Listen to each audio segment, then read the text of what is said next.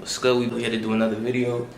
Starting off this series actually with the archetypes of all of the ascendant signs. So we're gonna go from Aries all the way through Pisces, which is 12 ascendant signs, and we're gonna talk about balancing out your polarities on the different houses, basically. So we're gonna start off with an Aries ascendant, as this is gonna be the archetype.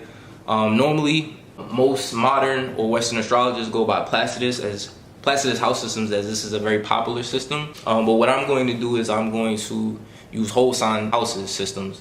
The reason being is because this is going to be able to reach more people. Now, if you're accustomed to using Placidus, don't worry about it. This should still resonate with you. The only difference is that you may have, for instance, like house, basically like could be like intercepted houses or duplicated. Intercepted just means that a sign could be inside of a whole house.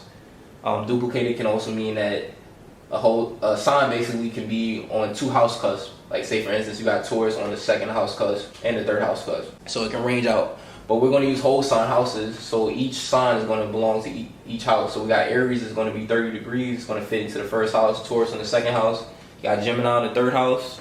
Cancer on the fourth. Leo on the fifth. Virgo on the sixth. Libra on the seventh. Scorpio 8th, Sagittarius 9th, Capricorn 10th, Aquarius 11th, and Pisces on the 12th house. So we're going to talk about each of these signs and their polar opposite signs and the different houses basically, or in the opposite houses. Sometimes they call them sister signs as well. So yeah, let's get it started. So this is for my Aries ascendants. You guys will be the type that first house represents physical appearance. It represents, I like to say, it's how you act, because it's what's known as the mask in terms of what we wear. So you basically are the type that's even your outlook on life is very action orientated. You know, Aries is a sign of action.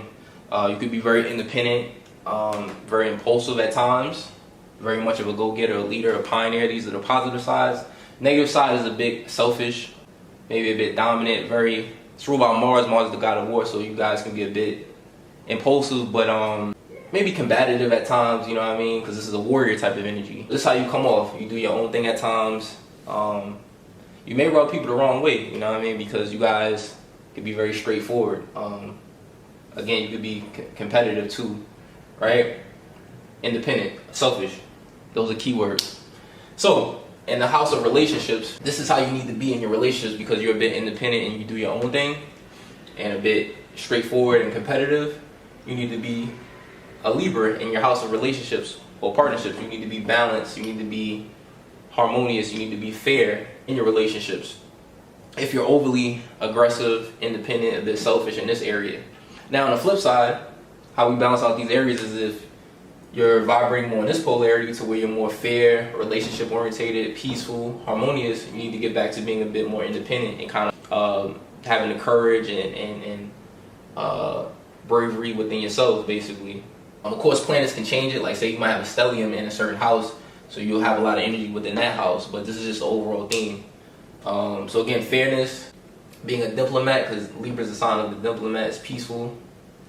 If you're being a bit more selfish, and if you're being too overly in your partnerships, you're being too fair, get back to being a bit more independent and kind of direct, straightforward, that of a go-getter as well. Now, Taurus on the second house, right, versus Scorpio on the 8th house.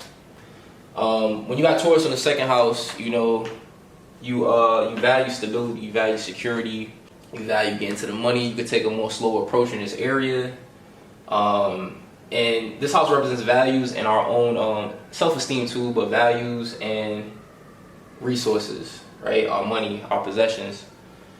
So you may be a bit more fixated, because Taurus is a fixed sign. It could be very stuck or stubborn on certain things. So when it's coming to the house of resources, you may be more fixated on your possessions, on your own resources. You want to be more stable with your own, and reliable, basically. Stable and secure with your own money situation, your own finances, even the things you value. So this is why opposite of that, in the 8th house, you need to go through deep change and transformation. You need to transform in your intimate life, which is all what the 8th house represents. Now, if you're transforming too much, if you're changing too much, going through death and rebirth in your intimacy, or in your intimate life with intimate partners, then you need to get back to kind of being kind of stable and secure with your own values, the things that you value, and your own self-stability. I like to say wherever Scorpio is at is sometimes when we attract fuckery, like chaos, so it could be with intimate partners, maybe even power struggles, even with sharing your own resources, because this house represents shared resources, right? And wherever Scorpio is at is when we attract kind of with chaos. So you may move more privately, actually, when it comes to sharing your resources with others. You may be a bit more private or secretive if you are finding that you do attract fuckery from people that you're intimate with. So if that's the case, then you need to get back second house. You need to get back to being kind of stable again with your own values and your own resources. Third house, we got Gemini versus Sagittarius in the ninth house. Gemini in the third house. This house can represent thinking, communication, siblings, your immediate neighborhood, how you move about in your immediate neighborhood. So you move like a Gemini, you're very mobile, very much on the go in your neighborhood, right? Your mindset can be a bit scattered too at times. And it could be a variety of different interests that you have and that you think about as well. But Gemini represents a sign of communication.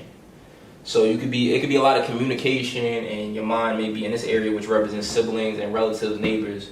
So it could be a lot of communication, but Gemini is a kind of a fickle energy. So it's not the deepest sign, basically, in terms of the energy that's present in this sphere. You know, siblings, relatives, neighbors, and in your neighborhood. But it could be a lot of communication here. Now, ninth house, you need to go towards growing and expanding in your beliefs, your philosophy, even like spirituality or religion. You need to make sure you're growing in this area. This house represents long distance journeys, could be overseas as well, versus your immediate neighborhood, short distance travels. So if you're over expanding, because Sag represents growth and expansion, if you're expanding and growing, going on long distance journeys, right, then you need to make sure that you're being a Gemini in third house matters. So you're communicating. Gemini is a sign of communications. You need to make sure if you're traveling, expanding overseas, foreign journeys, make sure you're maintaining communication with people in your neighborhood or siblings, relatives, neighbors, things of that nature. Now, also, I said Gemini is a very mobile, on the go sign. So if you're exploring, maybe exploring more so goes with Sag, but if you're being very mobile in your neighborhood, because you can be very curious, right? Then you need to get to, again, expanding on long distance journeys, and even in philosophy and traveling, higher education too. That's how you balance out the energies. Cancer on your fourth versus Capricorn in your 10th house. You guys, you guys come off as the mother of the home. You want to nurture and basically be the mother of your home life, your family life. So if you're doing that too much, then this is saying wherever Capricorn is at is where we need to be responsible and reliable. So you need to be responsible and reliable for your career, which is the 10th house, your status basically. If you're the type that's being responsible and reliable in your career, then you need to get back to nurturing and kind of like having that maternal energy, being the mother of fourth house. And that means even if you're a guy too. We're just talking about energy. We're not talking about sex per se. So Leo on the 5th house versus Aquarius on the 11th house. I'll start with Aquarius in the 11th. You come off as very unique, very different, maybe kind of like rebellious. You may require some freedom with your friends, or it could be like an aloofness, a detachment, right? But you feel like the unique one, the oddball out. So this is why 5th house is self-expression, kind of like our personality, as this is the house of the sun in Leo.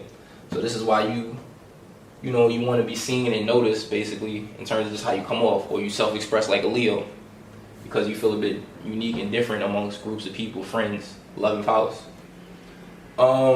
This house also represents dating and children. So Leo is the king, so if you it tells us that you could want to be seen or want attention or want to be noticed in your dating life, even around kids. You may want it to revolve around you. So this is why opposite that in 11th, opposite Aquarius is a sign of progressiveness. So make sure you're progressing with friends, things of that nature. And this house is also, I didn't mention this, but this is goals, aspiration. This is fun and pleasure, 5th house. So, you could be very much the life of the party when it comes to fun. Leo is like the center of attention.